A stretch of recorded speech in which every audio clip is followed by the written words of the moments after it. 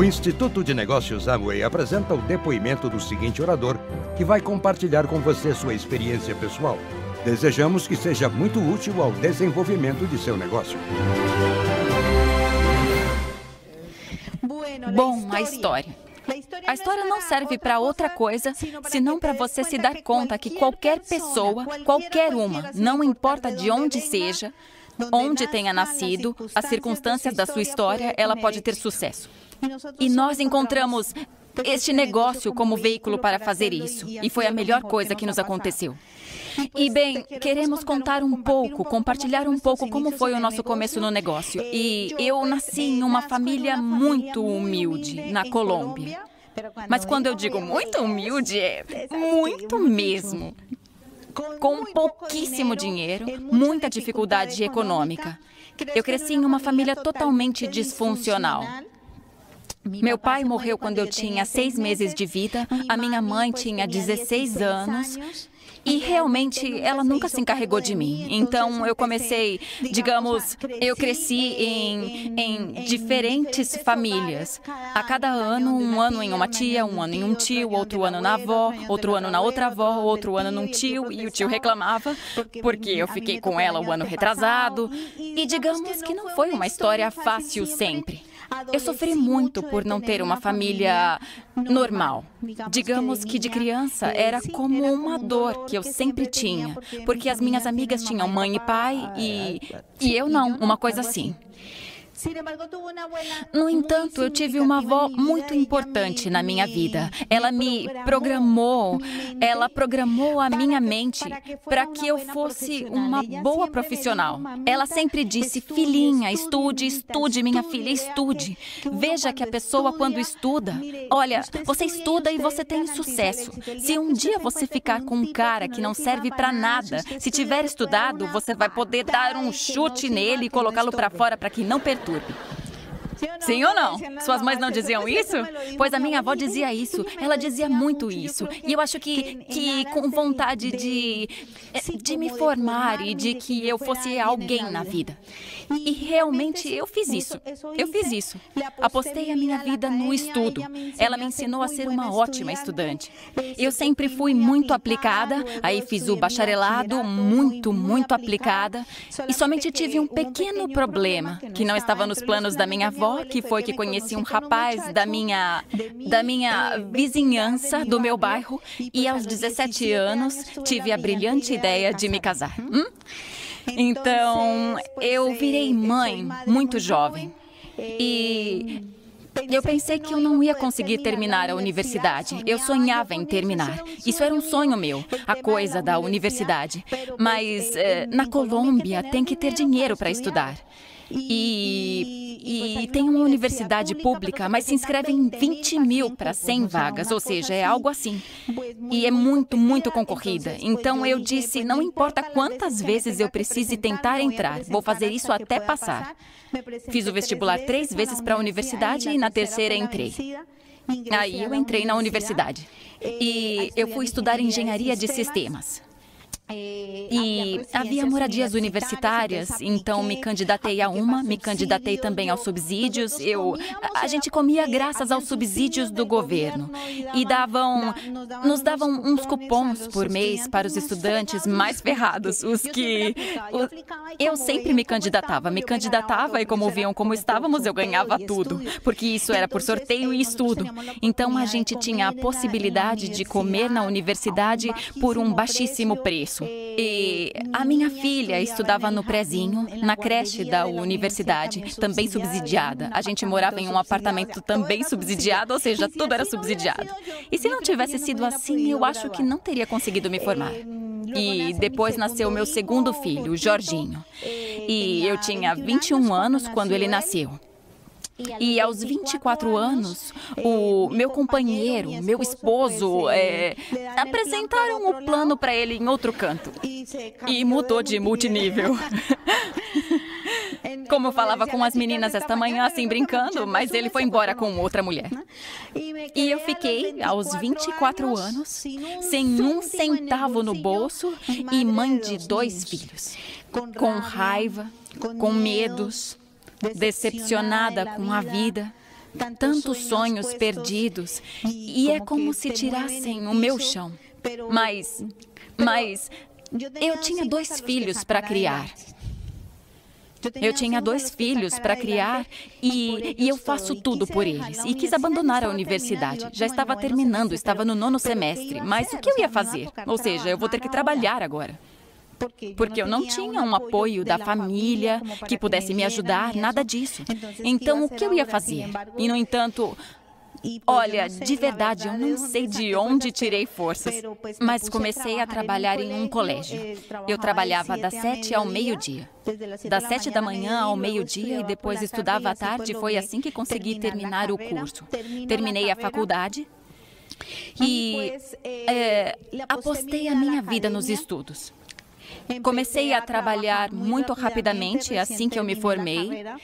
E eu tinha claríssimo uma coisa, que os meus filhos não iam passar necessidade. Que eu ia ficar ao lado deles e lutar por eles. Que eu jamais teria que pedir aos pais dos meus filhos nada. E que os meus filhos não iam precisar de nada com base em se o pai pudesse ou não pudesse dar. Era eu quem tinha que prover. Era eu quem tinha que dar um estilo de vida a eles. Isso era claro para mim. Aí, quando comecei a trabalhar, a minha avó sempre me ensinou a ser uma excelente estudante. E quando a excelência entra na gente, isso passa para o trabalho e, de uma maneira ou de outra, se manifesta. E eu comecei a trabalhar muitíssimo. Eu era uma das que, se a hora de sair fosse às 6, eu saía às 7h30. Para poder fazer mais do que... Ou seja, sempre tentando ascender. Eu tinha uma meta clara. Eu quero ser gerente. Eu quero subir nesta empresa. Eu quero chegar a ser gerente geral. Eu sonhava com tudo. Eu era muito sonhadora. Então era assim. E eu quero, mas eu sabia. Era muito claro que isso não ia ser fácil. Que fazendo o mínimo eu não ia conseguir. Eu via colegas que, faltando 5 para a hora de sair, começavam a guardar as coisas, a desligar o computador e tudo isso. E eu não. Eles me chamavam de Caxias. Meus colegas me chamavam de Caxias, meus companheiros. Mas eu não me importava. Eu me esforçava mais e o meu chefe também ficava até tarde. E então começaram a me notar que eu era boa e aí começaram a me promover. Depois mudei de companhia, mas no mesmo grupo de empresas, e depois fui para outra. E nessa outra, a anterior voltou a me chamar. E eu cheguei a ser gerente de sistemas de uma multinacional francesa que estava na Colômbia. E logo me nomearam gerente de sistemas para Colômbia e Venezuela. E, pois bem, eu achava que estava tendo sucesso. Ou seja, já tinha conseguido comprar um carro. Nada de outro mundo, um carrinho, uma casinha. E literalmente casinha. Em um bairro popular de Bogotá. E não tinha dinheiro para o down payment, mas consegui um crédito para o down payment e para poder ter o down payment. E depois pedir um crédito de financiamento. Ou seja, tinha 2 empréstimos, mais o do carro, eram 3, mais o empréstimo da pós-graduação, porque fiz uma pós-graduação, eram 4. 4 empréstimos, mais todos os gastos de 2 crianças estudando, colégio, empregada. Ou seja, ganhava bem, mas vivia apertada. Apertada, literalmente apertada, ou seja, era muito complicada a coisa. Aos domingos a gente ia a um shopping tomar um sorvete. Nunca ficava com os meus filhos. Era mãe e escritório. Tudo eu resolvia por telefone. Tinha uma empregada e por muitos anos, realmente faz pouco tempo que descobri que ela maltratava os meus filhos, mas eu achava que ela cuidava deles. E tudo eu resolvia por telefone. Era mamãe telefone. Uma vez por ano, fazíamos uma viagem e achava que estava fazendo a tarefa muito bem feita. Até que eu fiz uma pós-graduação. O meu tio é um homem a quem admiro e amo profundamente. Ele me convidou para ir a Porto Rico porque ele tinha se mudado para Porto Rico muito jovem, para procurar um futuro melhor. E tinha se saído muito bem. Tinha se tornado muito próspero, muito próspero. Era o único da minha família que não era pobre, o único. Super bem economicamente, e ele me convida para ir a Porto Rico para passar umas férias com os meus filhos, e eu fui. E quando cheguei lá, ele começou a falar deste negócio. E eu não gostei deste negócio de jeito nenhum, amigos. Eu sou... Não imaginam a pedra no sapato que eu fui. Não gostei. Me levaram a uma OE. E esta OE, quem fez foi o Ivan Morales pai. Ivan Morales pai. E eu não gostei. E não gostei do ambiente, e não gostei dos aplausos, e não gostei da animação dos porto-riquenhos, e não gostei do entusiasmo do meu tio. Não gostei de nada.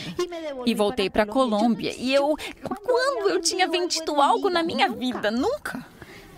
Então eu disse, eu não tenho tempo. A que horas vou fazer o negócio se eu não tenho tempo? Eu tenho uma carreira, tenho um futuro, tenho uma empresa. Viajo uma vez por mês para a Venezuela, 3 semanas na Colômbia. Não tenho tempo. Eu não tenho tempo de fazer isso. E vender sabão, não. Ou seja, não.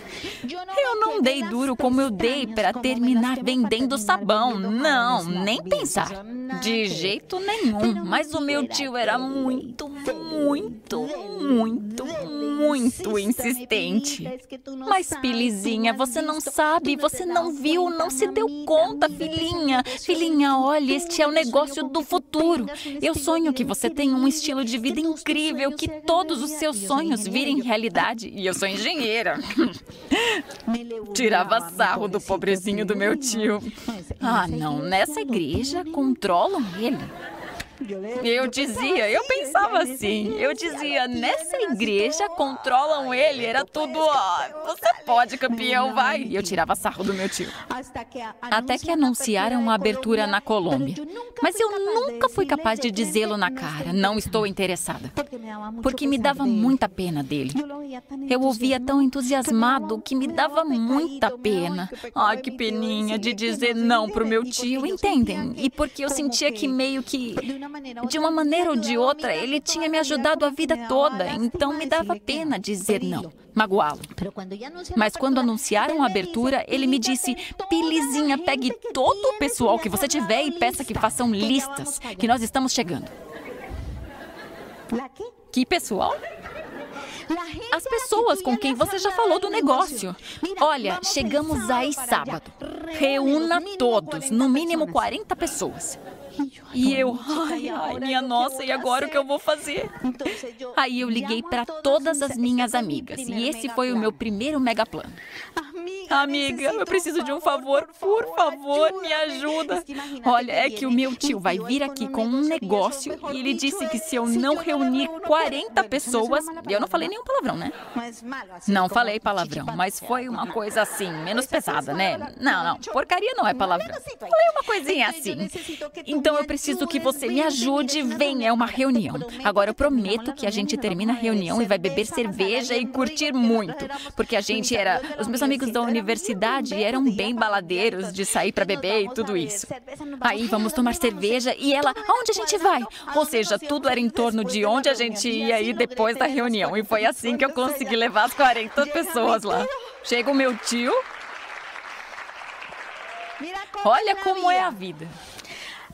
Não precisa ser um diamante para te mostrar o plano. Para mim, quem apresentou o plano foi Ivan Morales. E hoje em dia eu o amo, respeito, sou fascinada por ele, adoro escutar seus áudios, seus ensinamentos, mas não foi quem me patrocinou. E veio meu tio com seu patrocinador, que era 9%. E o homem começa a falar, e eu lá atrás, tipo, deixa pra lá, depois a gente vai pra balada. E ele começa a falar de tempo de qualidade com os filhos. E ele disse, eu acho que o meu tio nunca confessou, mas tenho quase certeza que o meu tio disse a ele o que dizer. Porque ele dizia coisas como... O que importa na vida são os momentos mágicos com os seus filhos. Do que adianta você dar tudo o que eles precisam se você não está em casa? E esse homem vai falando e o meu estômago começa a doer, porque começo a lembrar da Pili, que tanto sofreu por não ter a sua mãe por perto. E me dei conta que eu estava repetindo a mesma história. Tinha 2 filhos abandonados. Simples assim. Quando terminou a reunião, eu fui correndo até o meu tio e disse: eu quero sim fazer esse negócio e esse pessoal é meu. Eu os contatei, eu os trouxe, eu vou fazer esse negócio. Não fui nadinha fácil. Não gostava dos áudios, das reuniões eu também não gostava. Não gostava dos produtos. Não gostava de nada. Questionava tudo. Eu tenho um espírito muito rebelde, então tirava um do sério. E por que tem que pagar? Por que tem que pagar hoje? Eu não entendo. E quanto? Tanto? 38 vezes tanto. E quanto custará esse salão? Alguém tem que estar ficando com dinheiro, ou seja... E quanto custará o produto? Quanto? Não. E quanto custa esse produto? Não. Vocês não imaginam como eu fui difícil. Mas uma convenção mudou a minha vida. A minha primeira convenção. Cheguei, o primeiro dia não gostei. No segundo dia saí determinada, porque escutei alguém com quem eu me identifiquei. Alguém que trabalhava muito, que ganhava bem, mas não tinha qualidade de vida. E depois um vídeo ou umas fotos do seu estilo de vida e eu disse, uau, isso é estilo de vida. Isso é estilo de vida, ter tempo de qualidade com os filhos. E saí daí mais assim, energizada para apresentar o plano. Fiquei 2 meses apresentando o plano, não entrou ninguém. E eu só podia apresentar os planos ao meio-dia, porque não tinha tempo. Somente ao meio-dia. Todos os dias almoçava com alguém diferente. Com alguém diferente, sempre. Segunda, terça, quarta, quinta, sexta, sábado, eu trabalhava até 1, 2 da tarde. Aí sim comecei a tentar sair a tempo e comecei a fazer, a ouvir os áudios. Comecei a... Só depois de 2 meses, a primeira pessoa me disse que sim. E na vida temos que saber esperar. 2 meses sem ninguém me dizer nenhum sim, ou quem sabe, ou talvez, ou isso é bom, nada. E em uma semana, assinaram comigo os 3 frontais que depois foram, viraram, essas 3 linhas foram linhas do nosso diamante. 2 meses esperando. Eu trabalhei muito organizada com a minha agenda. Sou muito impulsiva e sou muito caótica, ou seja, desorganizada. Mas no meio da bagunça, talvez chegasse atrasada ali, mas mais ou menos assim. Sabia fazer a tarefa e me qualifiquei a prata. Depois me qualifiquei a ouro e um dia, em uma UE, um empresário de uma linha descendente com quem eu estava trabalhando a profundidade me disse, Pili, eu quero te contar que meu irmão veio à reunião. Eu já tinha ouvido falar do irmão, porque o irmão tinha assinado, mas não fazia nada. Nada. Mas antes de não fazer nada, fez um amigo assinar. Ou seja, a única coisa que fez foi fazer um amigo assinar. Mas estava lá no mapa, mas o cara não fazia nenhum ponto. Só para vocês saberem. Nenhum ponto. E então...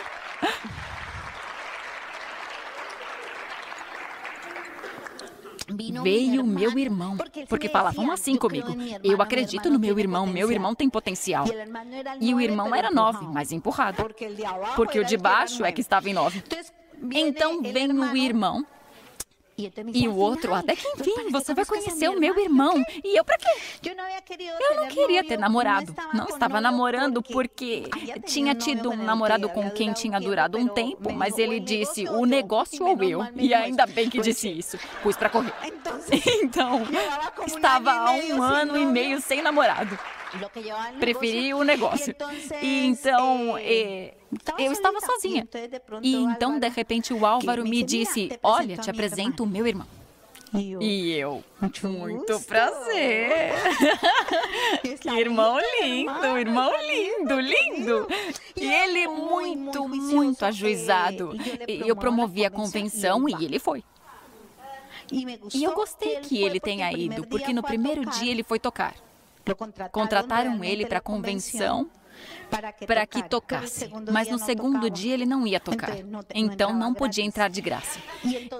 Mas ao meio-dia veio o Álvaro no segundo dia e me disse: não, foi mais cedo. Pili, você sabe que o Hugo não toca hoje e então não pode entrar grátis? E eu, sim, meu filho, eu sei, mas pagou o ingresso para vir hoje. E eu gostei disso. É sério, eu gostei disso. Porque significava que era um homem inteligente, tão inteligente que ele mesmo veio atrás de mim.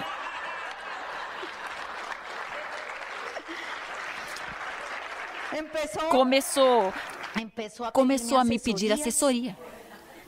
Digam, meninas, o que a gente faz? A gente trabalhando o negócio. E, de repente, um empresário da linha descendente começa a pedir assessoria. Ai, como eu faço para contatar? Será que eu posso passar na sua casa para você me dar umas dicas? E eu, mas eu chego tarde. Eu chego de apresentar os planos umas 10h30. Não importa, eu passo essa hora. Ok. E chegava na minha casa. Ai, eu trouxe uns bolinhos para os seus filhos. Foi por aí que ele entrou primeiro. No outro dia, pizza para os meus filhos. No outro dia, era arroz chinês para os meus filhos. E os meus filhos, esse seu empresário é espetacular. Eles começaram a gostar muito do meu empresário. A coisa é que depois de 4 meses, começamos a namorar. Realmente, primeiro fomos amigos, empresários de níveis diferentes. Eu fui me apaixonando por ele no meio do caminho. Eu lembro que uma vez eu disse para Rose, eu tô preocupada. E ela, por quê? Eu estou me apaixonando por um empresário meu. E o que aconteceu? É casado? Eu não, é solteiríssimo. E ela, qual é o problema? Porque eu já ouvi que no negócio isso não tem nada a ver. E ela, não, mas você é solteira. E ele é solteiro, não tem nenhum problema. E foi aí que eu mordi a isca. Porque eu não queria morder a isca. Eu evitava a isca. Quando ele lançava o anzol, ele lançava. Mas quando a Rose me disse para morder a isca, eu fui e mordi de uma vez. A isca. Isso, a isca.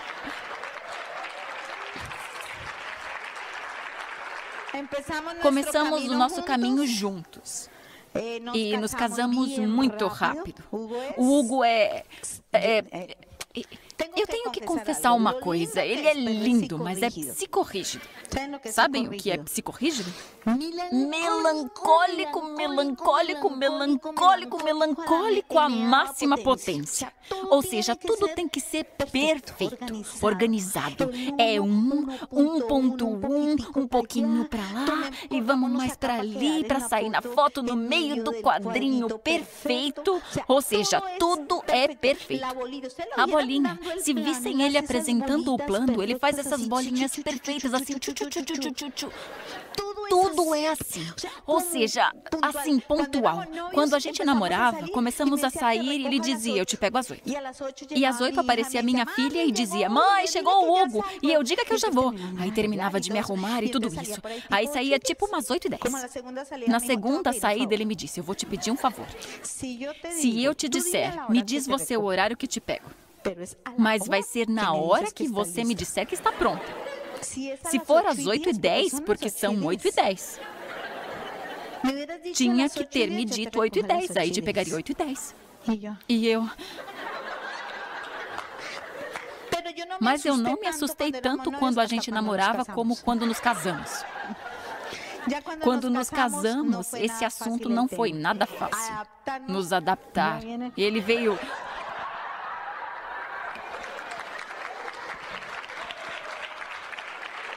Não foi nada fácil aprender a trabalhar como casal. Eu com a minha desorganização e ele com a sua psicorrigidez. A gente que é assim muito hippie, com as crianças bem assim, e ele calcinha sandálias. Às 8 da manhã nos levantamos. O que vamos fazer no domingo? Dormir? Não, dormir não, perdemos todo dia. Vamos fazer algo. E eu... Tivemos que aprender a trabalhar como casal. Mas eu tenho que confessar uma coisa. O melhor presente que este negócio já me deu foi este homem tão lindo. Lindo. Essa palavrinha de se corrigir, eu não gostava até que achei essa definição. Vocábulo criado pelos estourados para classificar as pessoas organizadas que as irritam por conta da sua autodisciplina. Dos que estão aqui, quem está aqui é músico? Tem algum músico aqui? Tem músicos aqui? Tem algum músico aqui? Uau, tem 2 músicos! Que legal, muito bom, super legal. Na Colômbia, músicos meio lentos, porque não começam o negócio. São poucos os que estão fazendo o negócio. E eu vou falar um pouquinho disso nessa parte, porque eu acho que a música se parece muito ao negócio. Muitíssimo. Tem muito a ver com o negócio, porque uma das chaves do negócio é ser autodisciplinado. O negócio requer autodisciplina. E a música dá muita autodisciplina para a pessoa. Então eu lembro que quando eu estava no colégio, eu estava no... eu não sei como é que fala aqui. Era a 8ª série. É como... Aqui vai até que série? Até a 12ª? Sim, é como... A 8ª de lá é como a 8ª daqui. Mais ou menos. Aí eu estava na 8ª, quando passaram pelas salas anunciando que estavam procurando gente para entrar para uma banda, para ver quem queria se candidatar à banda. E vejam isso. Desde aí eu comecei a achar parecido o negócio e a música. Porque a gente não está procurando entrar no negócio, certo? Eu não estou procurando entrar na banda. Mas passaram lá e meio que abriram a possibilidade. Abriram para mim esse sonho de ser músico. Então eu me candidatei à banda. Quando eu me apresentei à banda, fizeram 2 testes. Um teste de ritmo e o outro teste de melodia.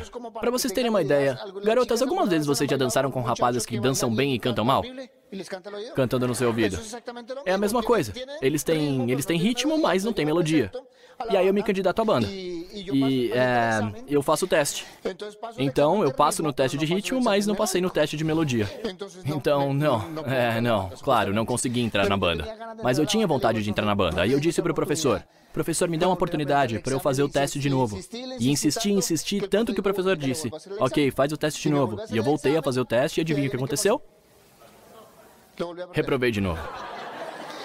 Reprovei de novo, mas quando a gente quer uma coisa, a gente mete isso na cabeça. Aí eu disse pro professor, voltei a insistir, professor, me deixa entrar na banda, eu quero. Aí o professor me disse, vamos fazer uma coisa. Eu vou deixar você entrar na banda, mas para você tocar o bumbo. O bumbo. É o instrumento que ninguém quer tocar. Sim, porque é grande, então você fica sempre atrás, então o bumbo... Aí ele disse, me livro dele, colocando ele para tocar o bumbo. Então, aí na banda eu tocava o bumbo e eu era bem mais baixinho ainda. Então o bumbo chegava até aqui em mim. Mas quando o sonho é grande, os obstáculos não nos roubam a visão. Certo, gente? Eu lembro que eu olhava por cima do bumbo e via os que tocavam saxofone. E dizia, uau, eu quero tocar o saxofone. Eu gostava do saxofone, eu achava algo muito legal, o saxofone.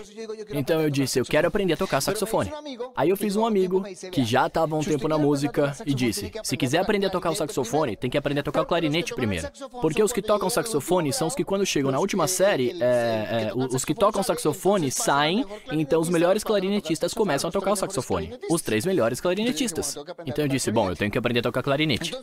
Então, a gente no colégio, a aula ia até 12:30, depois até 1:15 tinha um descanso, e de 1:15 até as 2 a gente ensaiava com a banda.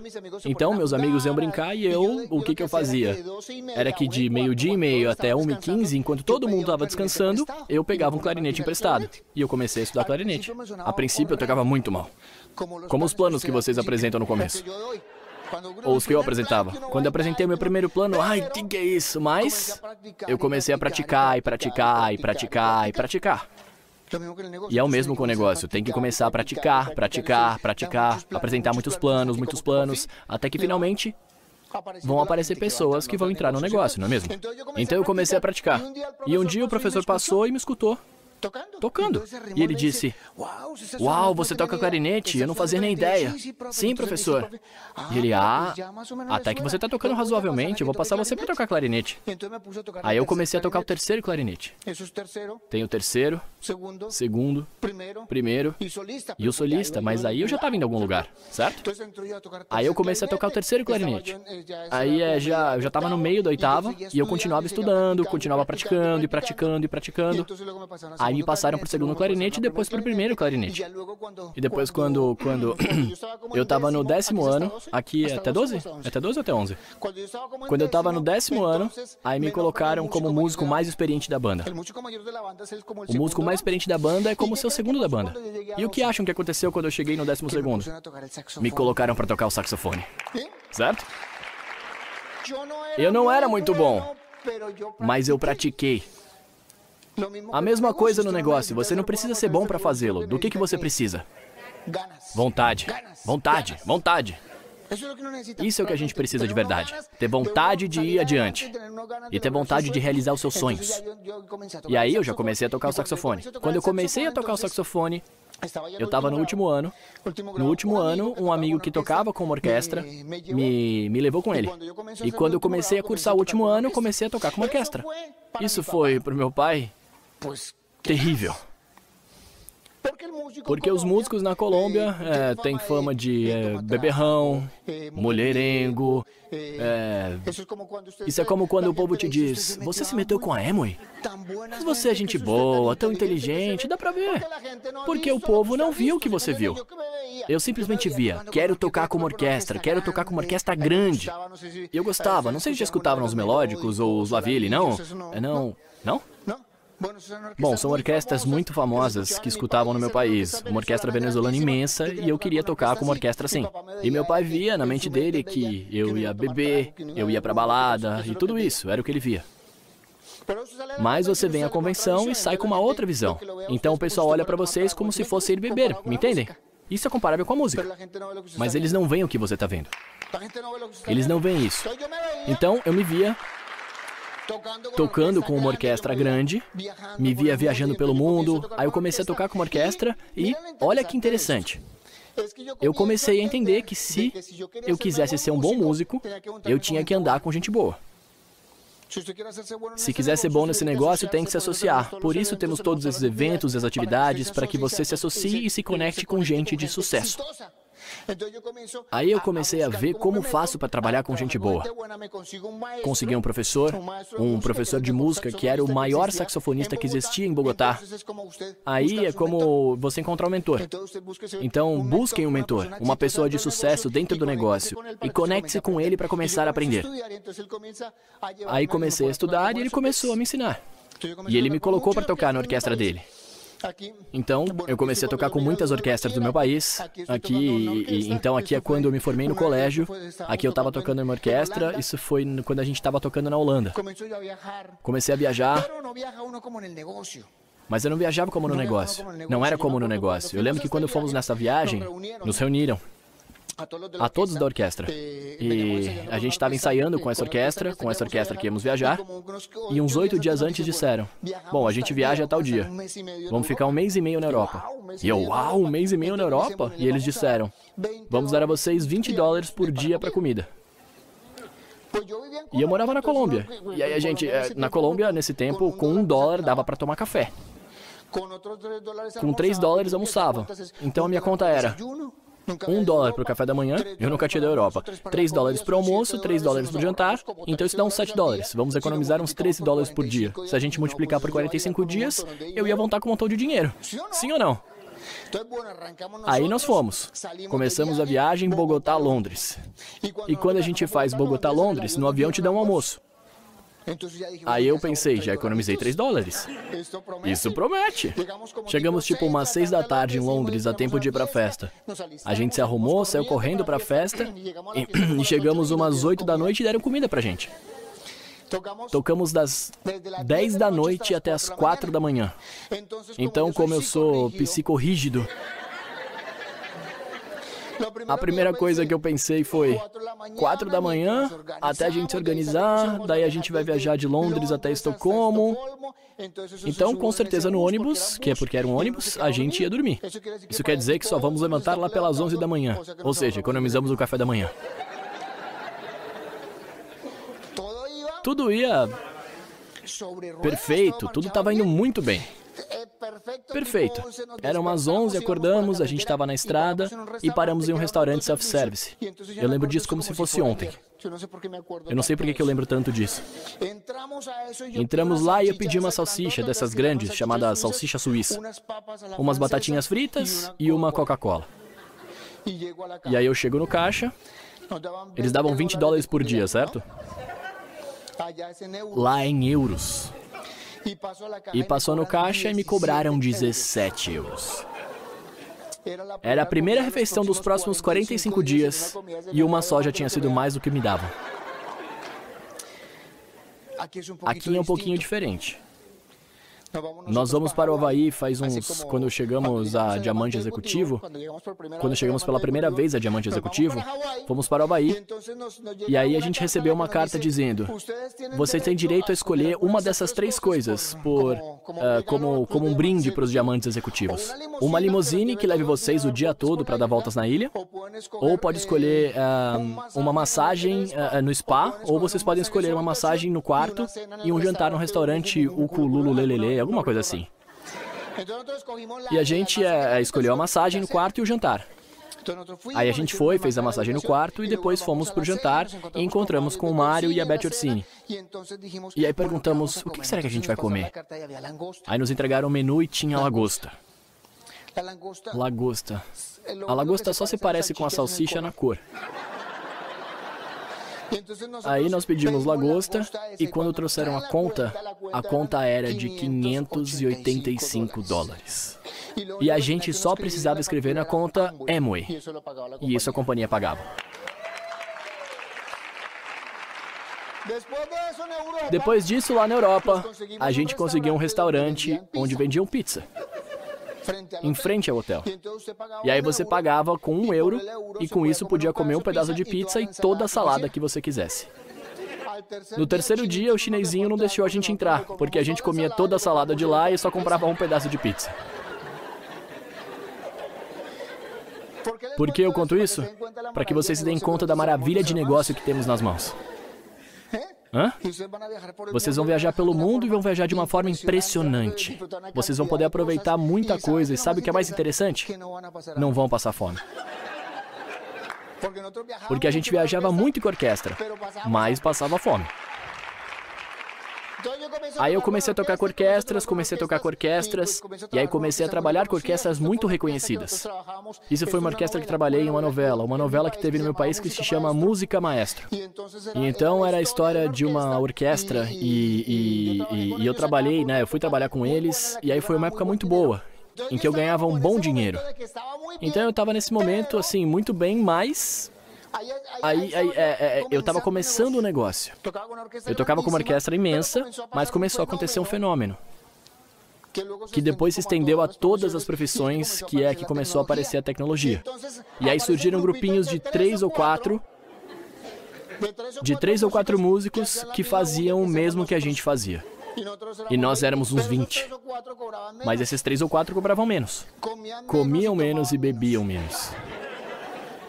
Então, não precisa ser muito inteligente para saber que se você vai fazer uma festa, e se essa festa custa para você $5.000 com os 20 e com os 3 custa $1.000, porque depois que as pessoas tomam umas tequilas, qualquer música parece igual? Sim ou não? Aí é só comprar umas tequilas a mais, deixar o povo beber e as pessoas vão dançar ouvindo esses 3. Então eu comecei a me dar conta que o trabalho ia começar a desaparecer. Foi quando eu conheci o negócio. Aí eu conheci o negócio e o interessante quando eu conheci o negócio é que me fizeram focar. Me fizeram focar em tornar realidade os meus sonhos. Que eu poderia realizar os meus sonhos. Eu entrei com 29 anos nesse negócio e aos 34 chegamos a diamante. Por que eu digo isso? Porque vocês que são muito jovens têm nas suas mãos a possibilidade de ter um negócio que lhe dará a oportunidade de que em 4 ou 5 anos você não tenha que trabalhar para absolutamente ninguém. E possa ser livre, e possa desfrutar de um estilo de vida incrível. Então começamos, e eu comecei a fazer esse negócio e... quem deu em cima de mim foi a Pili. Que isso fique bem claro. Eu pedi a consultoria, mas ela não se negava. Sim? Hã? Claro, então... Como? Os bolinhos. Os bolinhos o quê? Eu levava os bolinhos e eles comiam os bolinhos. Sim? Então começamos a fazer o negócio juntos e começamos a colocar o trabalho consistentemente. Houve uma época que não acontecia muita coisa.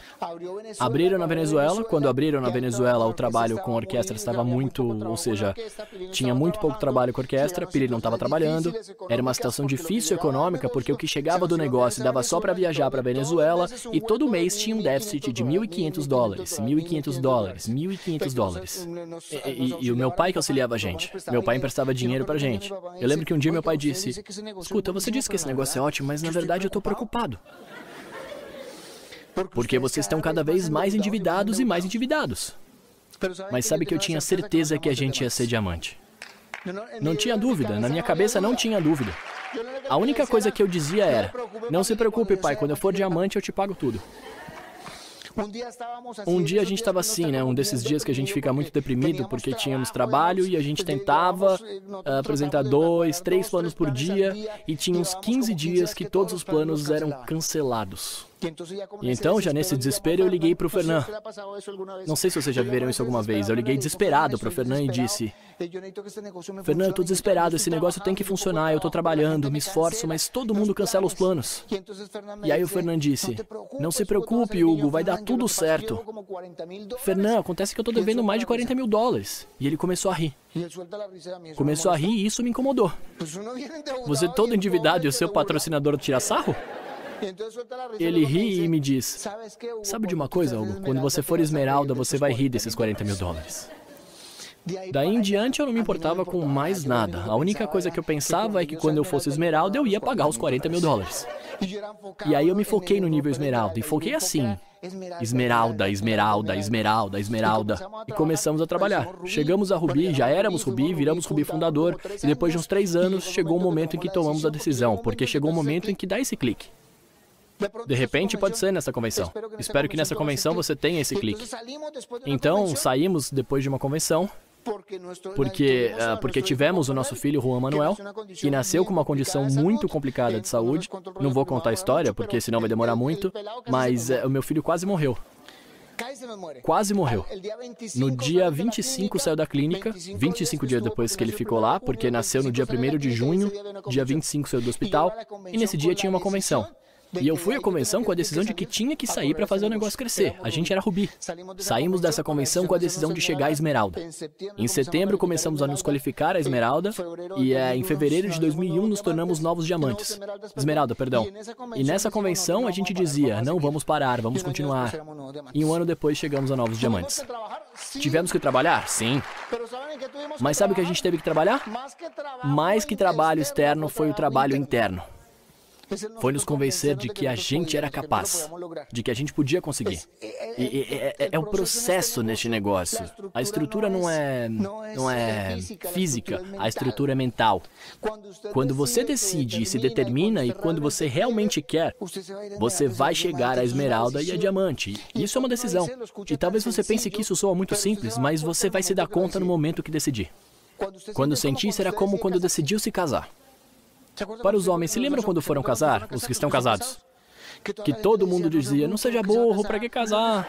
Entende? E por dentro você dizia: eu vou me casar, e sentia o formigamento de tudo isso. E as mulheres ouviam: e você vai casar com esse bobo? Olha, você merecia coisa melhor. Mas você se sente determinada e ainda assim continua. Mas estamos tão seguros por dentro que nos dá essa sensação, sabe? Essas borboletas que a gente sente. É igual no negócio, quando a gente toma uma decisão. Quando toma a decisão de chegar ao próximo nível. Mas não imaginam o quanto a vida realmente vai mudar. Vocês não têm a mínima ideia daquilo que vai representar esse negócio. Sabem por quê? Me perdoe que eu diga assim. Porque se tivessem, já teriam conseguido. Chegariam a diamante. Vocês não imaginam o estilo de vida que vai viver. É impressionante. Eu me maravilho cada dia mais com o que temos nas nossas mãos. A única coisa que eu quero dizer é: faça o que tem que fazer, desde que seja ético, legal e moral. Faça o que for preciso para chegar ao próximo nível. Faça o que for preciso para chegar a esmeralda, chegar a diamante. O melhor presente que vocês podem dar ao seu patrocinador é chegar ao próximo nível. Porque isso quer dizer? Isso significa... Sabe o que isso significa? Que o seu patrocinador não sofreu em vão. Que semeou em terra fértil. E você demonstrou que realmente acreditava em que apostasse em você. Então convoco a todos vocês aqui a tomar a decisão de chegar a diamante. Isso vai levar 2 anos ou 1 ano e meio. E para muitos de vocês vai demorar muito menos tempo porque já está avançado e avançaram nisso. Mas tomem a decisão de chegar no próximo nível.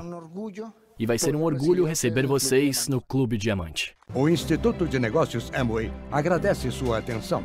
Esperamos que esta apresentação o ajude a alcançar o sucesso que você sonha.